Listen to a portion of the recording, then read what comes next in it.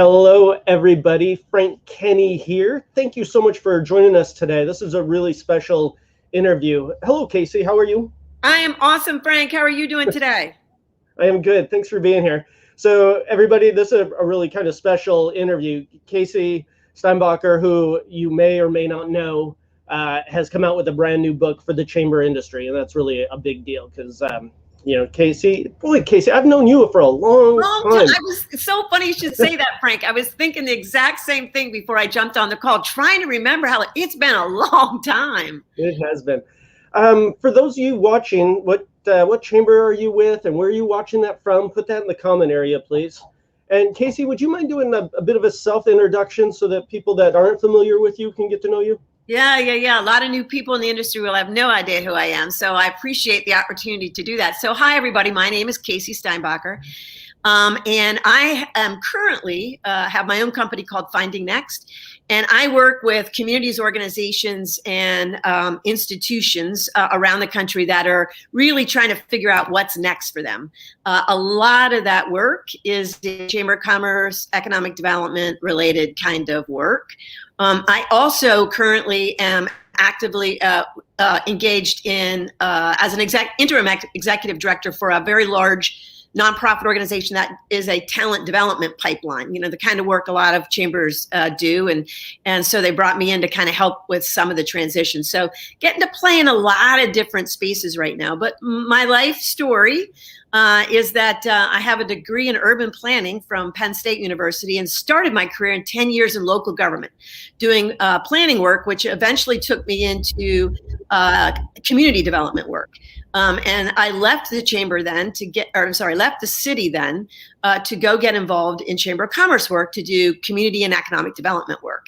And I started that in Pennsylvania, eventually became the president there, and then went to North Palm Beach. So was president and CEO of the Palm Beach North Chamber of Commerce. And then from there was recruited to Durham, North Carolina, which is where I currently live, and was the Chamber of Commerce president there until 2015 when I decided to step aside and do some other stuff. Very interesting and storied career. For those of you watching, have you met Casey? Because I think, Casey, we probably met the very first time at an ACCE conference, and I forget which one, but that's probably.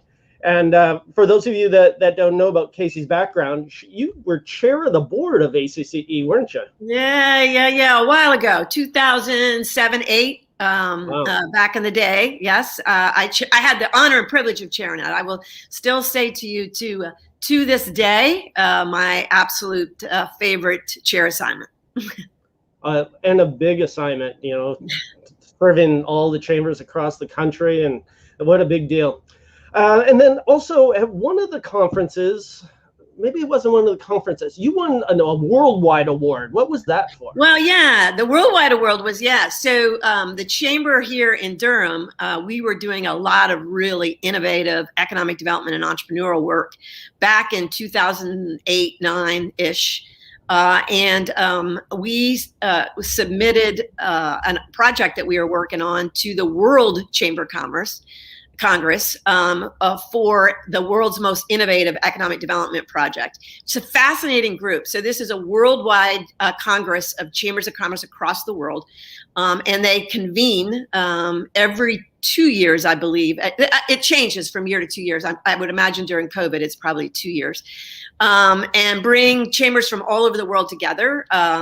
ACCE Mick was, and I believe Sherry Ann Still is very active in that group, sits on that board, along with a couple of other U.S. chamber members, organizations. But we submitted that award, and we were told we were a finalist, which meant that we got to go to the World Chamber Congress and present our work in front of a panel of judges from the World Congress, along with 4 other chambers from around the world. We were only there were 5 of us. We were only one of 2 chambers that were actually a local chamber. The rest were all state or national chambers. And we ended up winning that award as the world's most innovative economic development project. And to this day, I believe still, I could be wrong in the most recent years or two, but the only U.S. chamber to win an award from in that World Chamber Congress. Amazing. If somebody wanted to Google that so they could see what the whole deal was, what's some terms? It was the best place to find that is in terms of what we did is the World Chamber Congress. Just look that up, and they have a link on their website to all the award winners. So they have 5 categories, and you can look under all the categories by year. I believe the year we won that was 2012, 2013, somewhere. I can't remember which of those 2 years it was. Okay. And they will give you a rundown, but it's actually probably an underutilized resource for a lot of American chambers to actually go and look at. Interesting. And if you listen to the project, you can still, I think, see it online. I don't know. It's been a while. It's, like I said, it's been 8 years plus since we did that project. So, but it was called the SMOFFICE, SMOFFICE. That's right. And you can find it. You can probably still find some, some information about it online. Fantastic. For those of you watching, again, what chamber are you with? Where are you watching this from? And are you familiar with Casey? Have you ever met Casey at any of the ACCE conferences or anything? Let's jump into your book here, Casey. Such a long career, multiple chambers, multiple entities. Now you're a consultant in the industry. Why did you pick now? And what's this book kind of about? Yeah, that's a good question. I would say to you, for those people in the world that know me, that know my brain just never stops. It's always thinking. And because I've had so many years in the chamber industry, I like to say to you that even when I'm exploring something new, it seems to just want to translate it into chamber speak. I don't think you ever really get away from that mindset. But during COVID, I had a lot of time to, a lot of time to read, a lot of time to think through some of this stuff in addition to the work I was doing. And I was reading a lot of books, and it just started to dawn on me that there was a lot of great things going on that were important for chambers to know outside their industry, and how it could really help them think differently about the industry and what it is we could do. And so that started me writing. And once I got writing on it, I kind of turned it into more of, okay, here are 5 things that I think COVID taught us that aren't new. They've been around for a while, but COVID has exploited. And here's a real opportunity. And also at the same time has both exacerbated the problems in the issues, but also provided an incredible opportunity and excuse to actually think differently. So decided to put it on paper and just put it out there. Well, we don't have enough time to go deep on each of the 5, but can you kind of do a high level kind of overview of each of them? Yeah. I will try and keep it as high level as I can.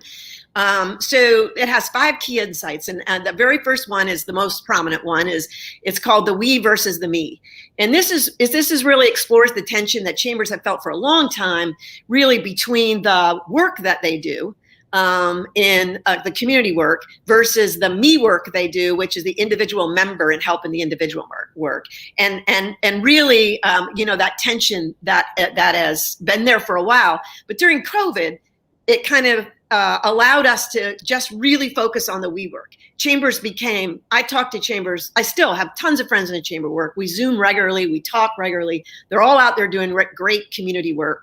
And it really, what I like to say is it really finally started to get chambers doing, I should say. I'm trying to help them see it, that they were way more impactful as doing community work than they are relevant doing the me individual chamber member work. And so this is about how do you start to refocus the chamber to really allow you to do the we work and not concentrate on an operating model that forces you to do the me work. So that's kind of a high level. We go way deep on that. 2 is, and my favorite part of the whole book is all about influence. I think it's the single biggest things chambers don't understand that they do and are. And there are so many lessons for us to learn about how to use influence and how to monetize influence that we're not even thinking about. And as far as I'm concerned, I happen to believe it's chamber's superpower, and we don't really view it that way much at all. The third one is content. I think chambers don't really, aren't exploiting the capacity they have to produce content. We do a lot of content about us to talk to the ancestral group that is us, right? So what we learn when we learn more about the we work and the influence work is how we can use content to do that really a lot better. And there's, again, so many really cool ways to monetize that and to use it for what it is that we should be doing. 4 and 5 are. Let me just interrupt you real quick. For those of you watching, how are these concepts resonating with you? I mean, your chamber probably went from we only serve members and there's a benefit of membership. You got to be a member. To we don't care if you're a member or not, we're going to help you. Exactly right. And that has kind of changed your role in the community. So that's a big deal. So that's one. And the question, and Frank, the question we should be posing to that is, do you really want to give up that essential role? Do you really want to give that up? Yeah, and I think a lot of chambers will. They'll roll back to just member centric and maybe lose out on a massive opportunity here for the greater good. So that's very interesting. Then you had influence, content. That's a big one for me. I see chambers all the time that all they're using their social media platforms is to promote members' sales and member this, member this. Nobody cares to see that. It's kind of boring. It's ads, it's promotions, it's silly. Not enough chambers are using their voice for the bigger picture. That's an excellent description of it. Good stuff. All right. And by the way, and you can see how all of them are interrelated, right? It's not like you could do one and not the other. They're all interrelated, how you work together. 4 and 5 are really, really, in my opinion, really obvious, but it needs to be stated. Okay. 4 is chambers have to get comfortable with uncomfortable conversations. We are in an era right now with a lot of important uncomfortable conversations. Just one I like to throw out because chambers can resonate around it. All of us are hearing this concept of, we've all been around in economic development and prosperity for our communities. 90% of chambers have that in their mission statement. Now we're talking a lot about shared prosperity. Shared prosperity brings a lot of different voices to the table and makes us very uncomfortable. It's not something we've learned how to do. It's not something we're comfortable having conversations around, but if we don't, we're going to get left behind in those conversations, and they are extremely important. We've got to elevate the importance of learning how to get comfortable in uncomfortable conversations. And then the last one, again, all part of it, seeding power gives you power. Chambers are all about commanding and controlling the brand, the information, how we work. What you learn, Frank, in your industry, what you're seeing in social media is the power of multiple voices, right? Getting chambers comfortable with handing our microphone over to someone that doesn't necessarily agree with us, that has another opinion, but is part of the solution, is hard for chambers. But in the long run, what it does is provides you, as we talk about it a lot in the chamber, being that sane center. I've heard a lot of chambers talking about that when we're so polarized in the United States. Providing that opportunity it gives the chamber power. Way more power than you currently have without it. So that's a high level of all 5. No, that's really, really good. Which of your 5 is kind of resonating the best with your audience? I would say 2 things on that. I would say one is the we versus me. Immediate people understand that. I mean, they've always had that tension, probably never put in the way the book puts it, so you can immediately understand it. COVID really forces you to, how you're going to do that. So that resonates really strong. And a lot of questions around, well, how do you engage the me then? But they understand the concept and want to talk about it. The second one is influence. And I'm just gonna give you a real quick, I'm not gonna get into it. I'm gonna give you a real quick example that I use a lot to help chambers wrap their head around it. They don't understand it until I use this example. And what I say to them is, I want you to think about this for a minute. I say, chambers are the most influential organizations in their community. We talk about convening. Convening is a methodology to get us to influencing, because that's what we do. We influence. And as a result of that, because we don't realize or understand that, we really, really don't know how to monetize it. So here's the question I say to people. Why is it that a 16-year-old sitting in her bed in Des Moines, Iowa, with a laptop and a camera can make $1 million influencing buying decisions on jeans and lipstick, yet the chamber down the street influences billions of dollars of investment in its community every day and has to do golf outings and galas to support it? It's a very interesting question. It's the underutilization of our power. Big time. And it's interesting. Chambers have almost no like regulatory power. They have no power per se, but influence-wise, extremely influential. Extremely influential. Interesting stuff. Have people given you criticisms on the book at all, that it's not realistic? Of course, Frank. You know my friends. You run in the same circles with me. Of course they have. I would say to you, all of them find it incredibly, I think the words a lot of people add, it's really thought-provoking. It's very profound in what it says. What they are looking for, and that we're very critical of, to me, for the most part, has been around examples. I didn't get enough examples for me to wrap my head around where we should be going. And my answer to that is that was by design. It probably wasn't a smart design, but it was by design. I firmly believe that we clearly have to understand the why before we can jump into the how, right? And I think chambers have a tendency to want to, because we're such a sharing organization kind of ecosystem, we share constantly, right? And as a result of sharing all that, we just quickly jump into picking up a solution that somebody else has already proven, right? And just run with it, as opposed to really understanding the why we need to do it and how to do it authentically for your chamber and your community. So book 2 is the how, and I'm working on that now. Well, you're also working with Kathy Height, right? You're going to do a webinar. Are you going to have examples in that? I'm so glad you brought that up. Kathy Height, another incredible consultant guru that I have known for a long time and love to bounce ideas off of. She and I are going to be doing a webinar on the book and specifically getting into some of these examples that chambers are trying to look for and trying to understand to wrap around. So it's going to give us a better kind of format to really dig deeper into the issue. And she and I are going to do that on March 25th. So I'm happy to share a link to that. I'm sure you can too, Frank, or Kathy, if she's on the call, can today as well. Yeah, Kathy, if you're on, would you share the link? And then you told me you were going to give a discount for people watching this. So thank you so much for doing that for my audience, Kathy, and for the chamber industry. So Kathy, if you're on, please share that link to the webinar and the discount code that you created.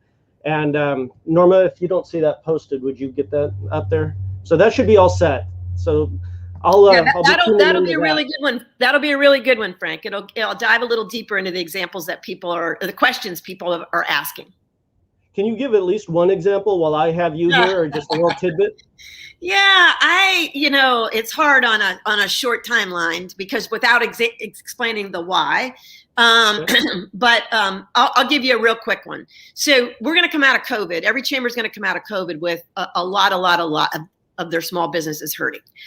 There's going to be what I refer to as, there's not going to be a lot of winners. There's going to be survivors and there's going to be losers. And the chamber's going to have to try and figure out how to engage with them as they decide whether or not to include to continue to be a member of the chamber because their resources are tight. So they're gonna look for more value. So what I say to chambers is, think about the things that you could be doing for your small me members that are really bigger we solutions. Still lets you play in the we space, but really provides a direct benefit. Great example of that is looking at identifying and looking at bringing a group together of your chamber to reimagine your small business ecosystem. What it provided for small business chambers, what your community did for small business members isn't going to work anymore. You should own the reimagining of what that looks like. To bring them to the table to help do that, and then convene, be that influencer around all the pieces of the ecosystem to make it better and more improved for your members. So you're not doing it for an individual member, you're engaging them in that, but you're going to make their journey to survive a better one by bringing those people together and working on a we solution for that individual me small business member. There's an example. Very interesting.